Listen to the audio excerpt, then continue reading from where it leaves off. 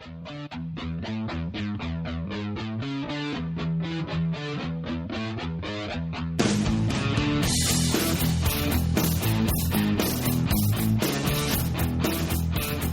morning, good evening, wherever you are, and welcome to episode 72 of the Cloudcast. We're coming to you live from our massive Cloudcast studios here in Raleigh, North Carolina. And last year, Aaron and I dipped our toes into the NoSQL database waters. We kind of, what was going on in that space. And the feedback from our listeners has been very, very strong. They want to know more about the space. They want to know about the technology, the companies that are shaping it. And today we're very lucky. We're joined today by Ofer Bengal, who's co-founder and CEO of Guarantee Data, who's a new startup in the NoSQL in-memory data space. Ofer, welcome to the show. Great to have you on. Hi, thanks, Brian. Good morning, and I'm very excited to be here today as we announce the general availability of our NoSQL cloud services. It's great to be here. Very good. So you guys are a startup. Give me a little bit of background. You guys are a startup based out of Israel. You're very, very focused on the NoSQL space around Redis and Memcached. Give us a little bit of background about the company, about your background, and the types of things that Guarantee Data tries to solve for database developers and application developers. Sure, Brian. Well, basically we deal with the fastest NoSQLs, which are those NoSQLs entirely served from RAM memory. We are talking about 100,000 transactions per second at sub-millisecond latencies, and you need a very specific background and expertise when you are going to do that. So we both come from the high-tech space in Israel. I started a company in the 90s, which I took public at NASDAQ in 97, and then I started another company which was sold to one of the large companies in the telecom area. My partner, Yiftach, started a company by the name of Crescendo Networks, which was eventually sold to F5.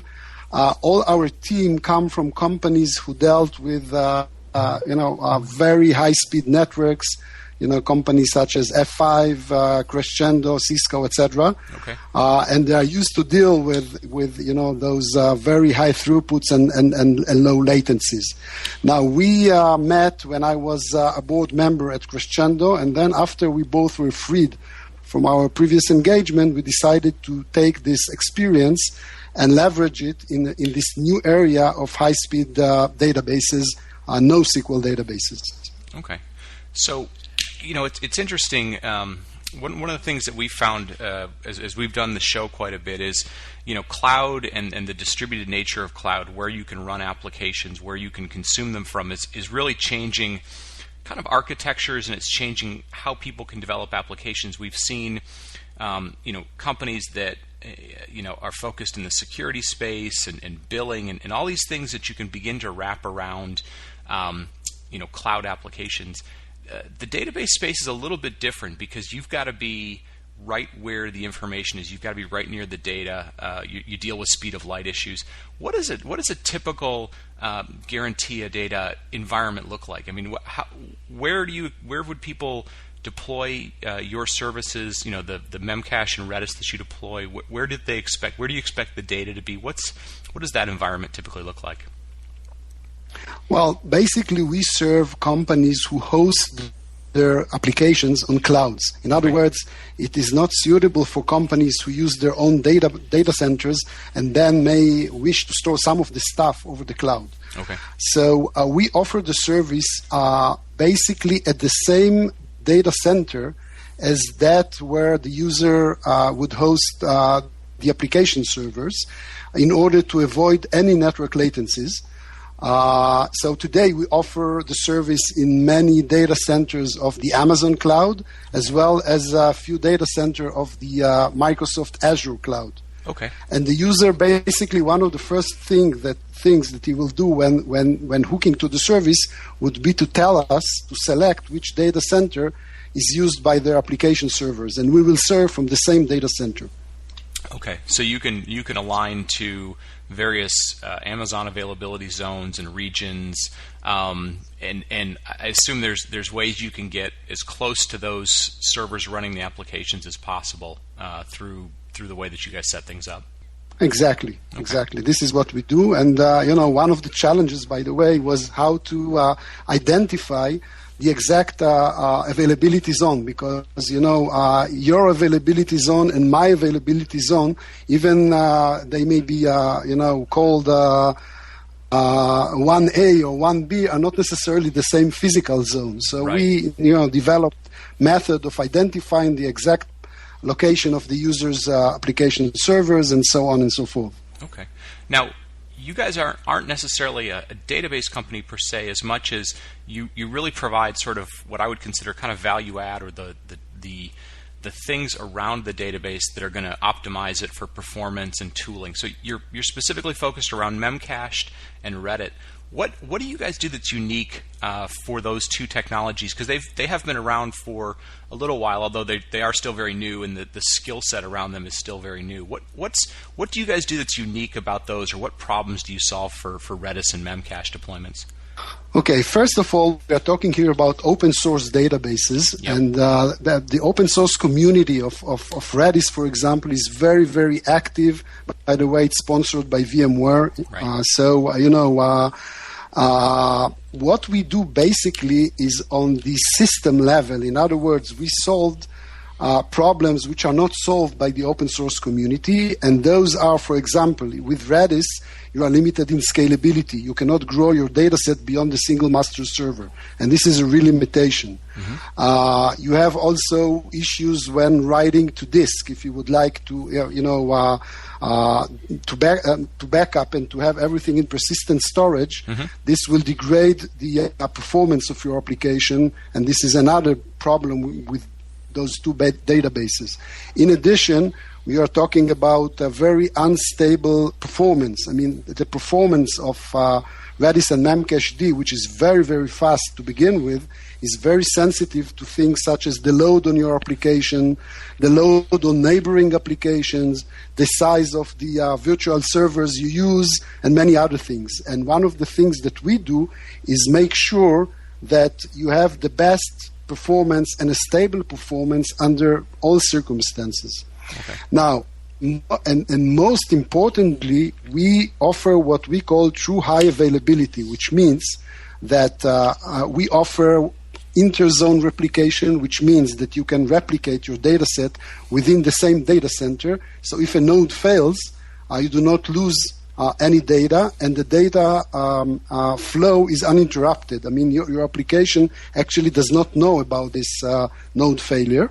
And also, we have something which is called multi-zone replication, which means that if the entire data center is out, we can serve your application from a replica of your data set in another data center. And this is something which is extremely important. Yeah. In addition, No, absolutely. I mean, in addition, go ahead. In addition, we offer very simple backup, so you can remotely back up your data set with a mouse click, and also import your data set from remote in case of failure. And practically, this is a very sophisticated way of data portability, where you can move your data set between data centers, between clouds, and so on and so forth. Okay. These are the type of things. Yeah. Yeah. No. I mean, obviously, especially with and we never try and sort of highlight when clouds have failures, but the reality is, various clouds do have failures. An availability zone has a failure. A region has a failure. So I mean, if you're bringing that value to the marketplace, where people can start thinking about how do I back up, how do I protect, how do I create high availability, I mean, that in and of itself, beyond the performance, is a huge thing, because we see over and over again applications that go down when a segment of a cloud fails, even though they think they've got the availability stuff right. So that's very, very powerful. Yeah, absolutely. And moreover, all the operational issues today are handled by developers, when it comes to the cloud, mm-hmm. as opposed to the enterprise world, or to the traditional world, where everything was handled by IT departments. Right. And these developers, or DevOps as we call them today, there is nothing more than they hate. I mean, they hate than dealing with all those operational issues, such as, adding nodes, removing nodes, clustering, scaling, upgrading software, recovering from failures and all that stuff. Yeah, all that operational stuff. Exactly. And what we do is basically completely freeing them from all those activities. Our services are built in a way that once you register and connect your application to our services, there is nothing more than you need to do ever. I mean, except if you want to look at your dashboard and see metrics, statistics, etc. Other than that, there is nothing else you need to do. The service will automatically take care of all the operational tasks, as recovering from failures and auto scaling and all those things. All that is done fully automatically. Okay. Now, obviously, what the service that you provide, there's a ton of intellectual property around operationally how you provide it, the failover and auto scaling. How much do you have to expose to developers so that they have a sense of that, or is all of those sort of advanced capabilities you have, are they basically invisible to the developer, to the application? You deal with it behind the scenes, sort of like the way people talk about platform as a service is today. Well, we do both things. Okay. In other words, we are great contributors to the open source of Redis and Memcached. Okay. So we share some of the things that we developed internally with the community. How to handle all the operational issues. We keep it as our proprietary technology today when it comes to the world of databases, which is database as a service. And the meaning of that is, there are many databases around and many NoSQL databases, and there are some companies, and I wouldn't name those, but there are some companies who offer what is called commercial support for open source databases, sure, whereby the user will use the open source database, and that commercial company would, whenever he gets into issues, problems, etc., they will try to help him and provide him with sometimes additional pieces of complementary software, etc. We took another approach, which is the database as a service approach, which in a way is commercial support, because, you free the user from all the issues, but it's much more. I mean, besides providing a fully automated service, on the way you also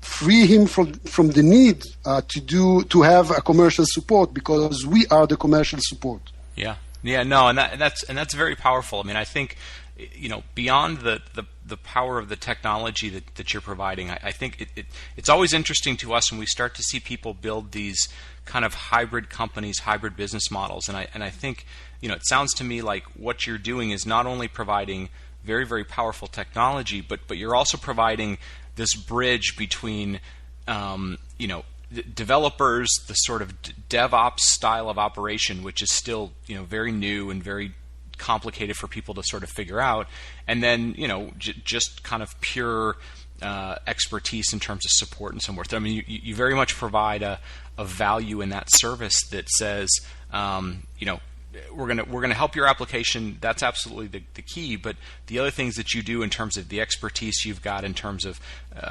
bridging sort of development and operations, helping them make sure they've got that. You're active in the community so people know who you are, they can find you.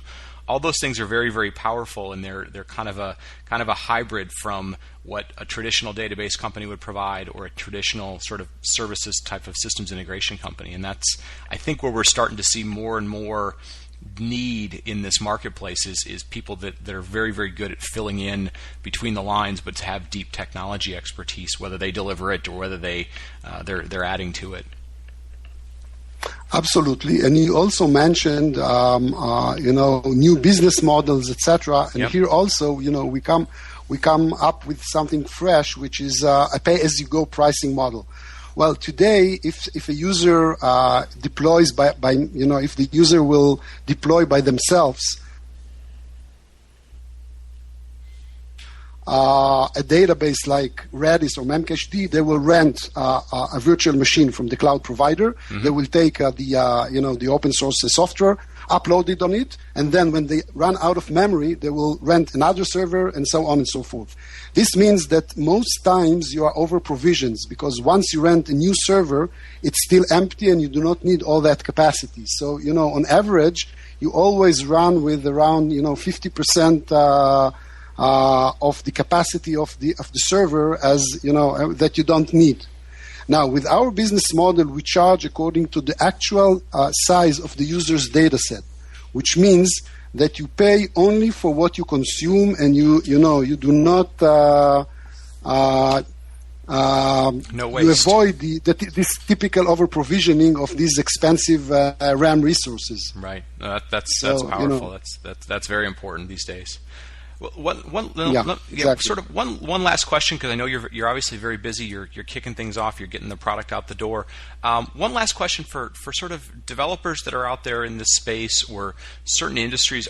Are you trying to cover kind of horizontally across a lot of different types of applications or different industries, or do you find? I mean, obviously this is high speed, high performance, large data sets, but do you find certain applications early on that you're targeting the most, or that tend to work the best with the value that Guarantee brings to the table?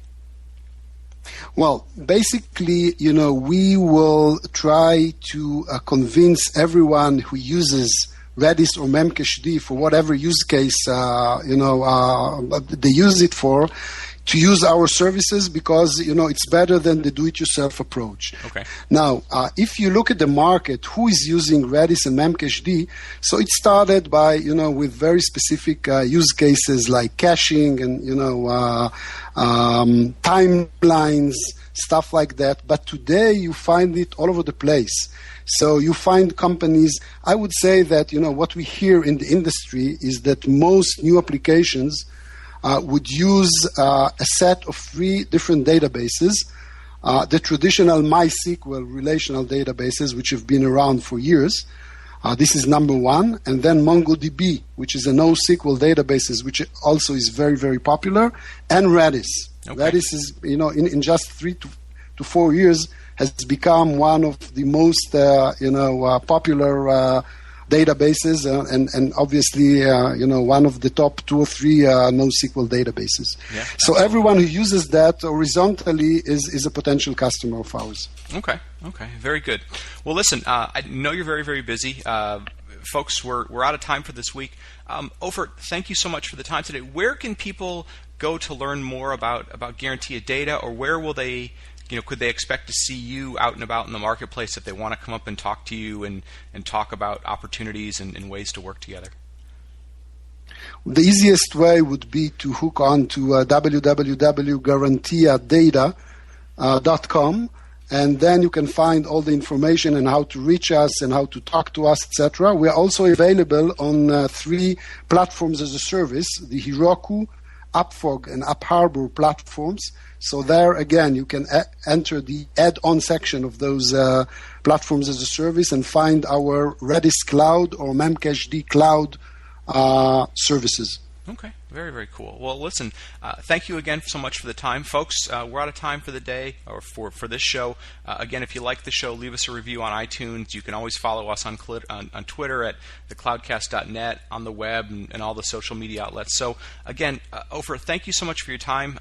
Folks, I hope this is the type of things that as we get more and more into the NoSQL space, into sort of the larger web-scale cloud database space, this is the types of content and companies and leaders out there that you guys are looking for. So thank you so much, and have a great day.